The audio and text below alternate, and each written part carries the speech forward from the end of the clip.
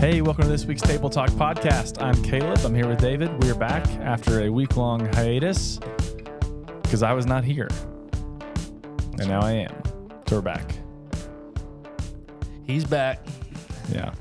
How was your conference? It was really good. It was good. I was at the Forge America Summit right outside of Greenville, South Carolina. So Forge America is a missional church planting and kingdom driven network. And Forge is a lot of resourcing and connecting for folks that are trying to be missional in whatever context, whether it's churches, church planting, businesses, nonprofits. It's a network of kingdom practitioners basically trying to reveal the kingdom in whatever they're doing. So it's a cool group. It's a cool network. I've been a part for a couple of years. And it's always cool to learn from people in different contexts. Yeah, it was good. I was there Sunday to Thursday. So I went up after church on Sunday and came back got home Thursday evening. And it was a really good time. Being gone's tiring and, all that stuff, but it was a good trip. Then you come back and you've got all the things. Yeah, we had a big weekend here. Yeah. So it was a really good one. Mm-hmm. Had the wheels and deals and thrills. Wheels and thrills. Formerly known as Wheels and Deals. Yes. Then Sunday morning and it was a good weekend. We wrapped up the sermon series When Good Becomes God. Yep. And preparing for a new series on worship. Yep. And you kind of set us up for the next series. Yeah, I mean, this sermon kind of ended up being a bridge between the Good Becomes God series and the worship series we're about to get into. Just because those two things back to back, it's like you're kind of comparing false worship of idols to true worship of God, and this sermon kind of was a bridge in between. And what we talked about was the fact that the antidote to idolatry is worship. At its core, idolatry is not just a priority problem. It's not just a behavior problem. It's not just a routine problem. At its core, idolatry is a worship problem. What are we worshiping? And we said that worship, my definition of worship is, it's when we give our highest love, our deepest trust, or our ultimate allegiance to something. So the thing that we love, trust the most, and are like the most committed to, like that's the thing that we worship. True worship is giving all those things to God, our highest love, our deepest trust, our ultimate allegiance. If we want to worship truly, we want to give that to God. And so that's why the antidote to idolatry, which is false worship, is giving God the true worship that he deserves. Truly worshiping God helps us defeat false worship of idols. And that happens too because worship is not just something that we do. Worship is not just us showing up to appease God. That's almost what pagan worship is. You're participating in some type of ritual to appease the God. Mm-hmm. True worship, true Christian worship, is where God does something to us too. God meets us in that place and in that posture of worship, and he forms us. He forms us into his image. James K. Smith, I used a quote in the sermon that said, basically, worship is the gymnasium in which God retrains our hearts. And so worship is something that we do. It's where God does something to us, and it's where God forms us into his image. And so true worship is what we have to participate in to defeat false worship. It's so good. And I love that language of true and false too, because all those other... everything else that we could put in front of God, the things, the money, our job, our families, all those things that we said can be good things, but they can't be God things because they're not true. Right, exactly. And what you'll find is as you pour into those things, your life doesn't get better, or it doesn't get, you're worshiping something that's, when Paul talks about it, he says wood and stone. Yeah. And it's like, well, that's exactly what the rest of it is. It's just like nothing. There's nothing back behind it to support you, to hold you up. And it just ends up coming to emptiness. Yeah. It's not going to respond to you. It's not going to, no, true worship, if you're going to actually worship, it has to be something that is true and something that alive and is alive and real. And there is nothing more real than a relationship with God. It's like and it's a weird thing to even say that in my life, which is like all the other stuff. There's fakeness to it, and there's nothing, and it's like, but this with God is more real than all of the rest of that. Yeah, exactly. And yeah, I mean, it's just so crazy how we would all say, or at least most of us would say, like, yeah, my highest love, my deepest allegiance, my deepest trust is to God. But our behavior sometimes look totally different. And it's like, what are we worrying about the most? What are we thinking about the most? What are we looking to, like, when we're stressed or scared or anxious? Like, what are we turning to give us meaning?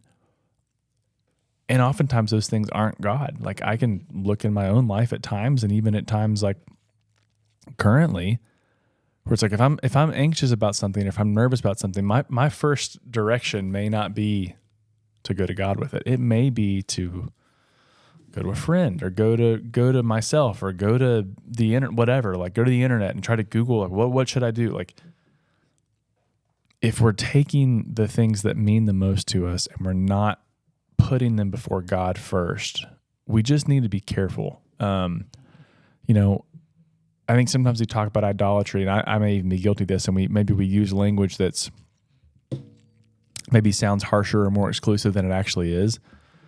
We're going to think about things. We're going to worry about things. There are a lot of good gifts in our life that we should be thankful for. And God gives those things. God gives everything good. So we give thanks for that. It's just when we start to turn to them before we turn to God that we start running into some problems. And it's just something for us to be aware of and kind of take some inventory of. Yeah. And what I think I have realized a lot lately is that the security of being able to go to God first takes the pressure off of me. Mm-hmm. It takes the pressure off of those other things in my life, like those things that feel so important or so huge. Even like we said, even with good things, with my family, or with my job, or with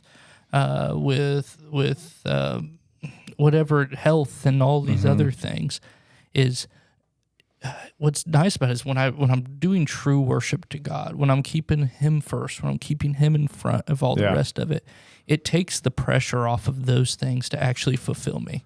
Yeah. Because they can't actually fulfill me. They can't actually, like, I love my family and they are wonderful and I love being with them, and I think it's an important thing that God has told me to do is to be in love with my family. But they're not going to fulfill me the way that God does. Right. But when I put Him first, it's like, okay, well, that takes the pressure off of those things, and I can just enjoy those things, knowing that God's in control of the rest of it. I can more enjoy my family and my job and how I spend my time when I put God first, knowing that He is in control. Yeah, that's a great point. And I think we live in a culture that tells us that we should look to these are the things that will fulfill us, like money, success, family, relationships, sex, substances. Like, these are the things that will fulfill you, influence, image, whatever. You get that, then you'll be fulfilled, you'll be happy. And what you find is you're not. Yeah. You may be happy for a second, but you get to the bottom of that barrel and you go, there's nothing here. There's emptiness here. And so God is a well that never runs dry. Our culture pushes us towards a lot of wells. If you get that, man, you'll just be fulfilled. God is an endless supply of living water. And so when we come to Him, you're exactly right. We get what we need from Him, and then we get to enjoy those other things in their right context, in their right place, as the good gifts that God wants us to enjoy. Yeah. It's not that God doesn't want us to enjoy success or achievement or relationships or love. It's like, no, God, those are good gifts, but they're bad gods. And that when we start to look at them for that fulfillment, we get into dangerous territory. Yeah, and it allows them to be real. Yes. In the sense of, like, your marriage is not going to be a Disney. Everything's a happy ending. We lived happily ever after type thing. That's not reality. Yeah. And so when that's what you're expecting, or if that's what you're putting your hope in, or your spouse, or when you're putting them first, it's going to come up empty. Yeah. And they're going to fail you because they will. The same thing with your job is like, man, or with if that's where you're getting your energy from, your water from, it's gonna run dry. Yeah. It can't replace God. Yeah. But He's the one that you can come back to time and time and time again, and I hope I'm saying this right, but then you can actually enjoy those other things for what they are.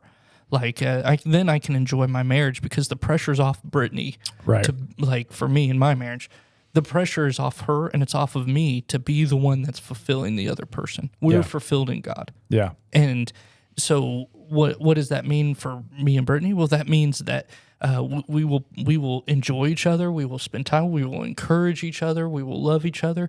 But as a couple, we're going to keep each other we're going to keep God first. Yeah. And we're going to know that He's the one I can trust. Yeah. He's the one that's never going to fail me. I don't have to put that pressure on Brittany. And I would say the same thing with my kids or with my job is like,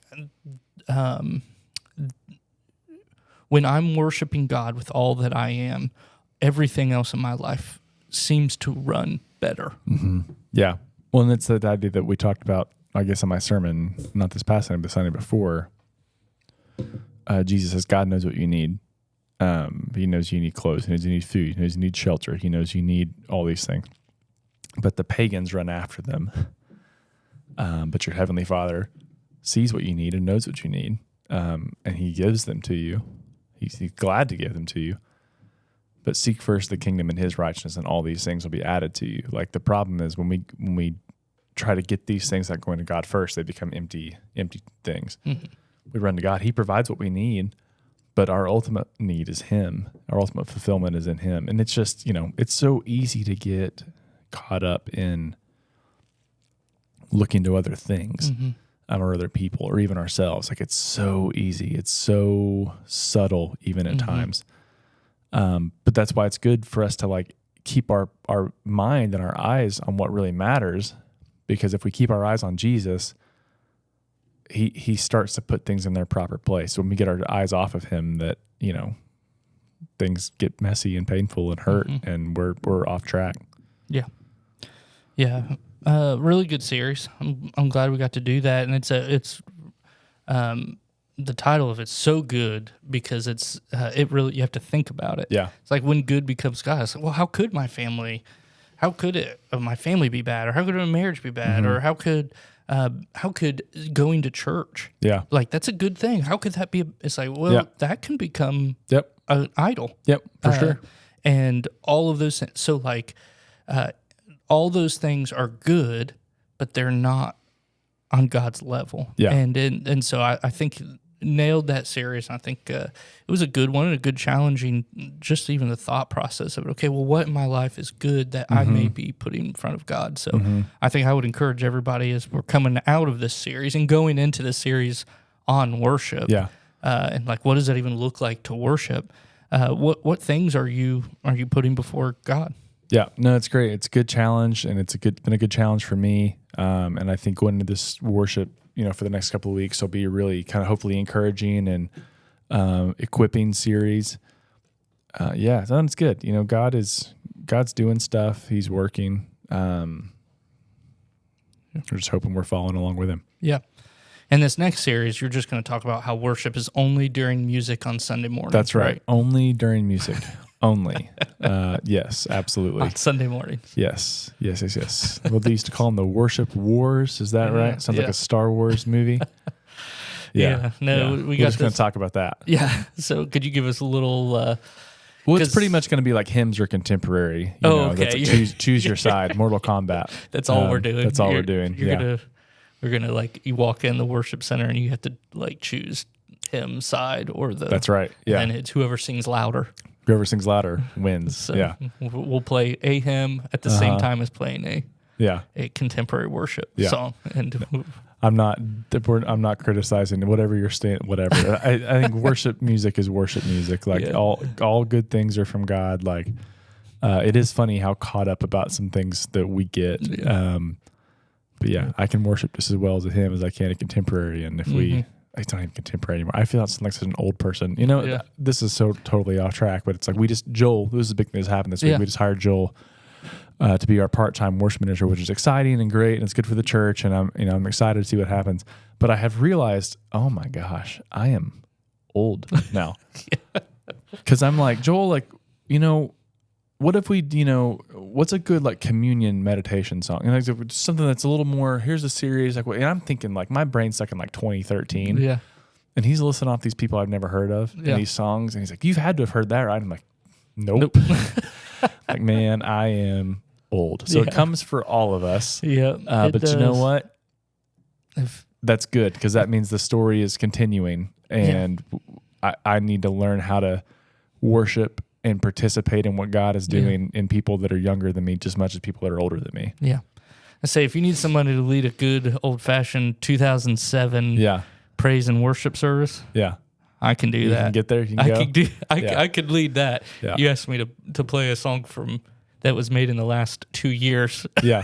I'm gonna struggle. No. And sometimes I feel like, man, I'm a bad Christian. I'm like, no, I just stopped listening. It's like what everybody else has ever done. You stop listening to music like your sophomore year of college. Like, all right, you know what? My music taste for my life is pretty well established. It's fine. I don't want to be that person. I'm trying. We were at Wheels and Thrills on Saturday, and I was talking to a couple of the guys, younger guys, and they were trying to talk about their new favorite country artists. I've not heard of that person. I've not heard of that person. Like, you know what? I will give it a shot. And I did listen to one of them, and I was like, this is not horrible. So it's not great. It's not great. It's not Willie Nelson, but it's not bad. You know. Yeah. And I assume this series we're going into is going to be a lot more than than just singing. What is actual worship? No, for sure. Yeah. So we'll get into all that, what worship actually is, what it isn't, why we need it, why it's good, how it forms us. And so it'll be good couple of weeks coming up. I'm excited about it. Me too. And if you have new music, let us know, because I guess we need to be educated on what's new in the world. So, hey, we'll see you guys next week. Thanks for hanging out, and have a great weekend. Talk to you soon.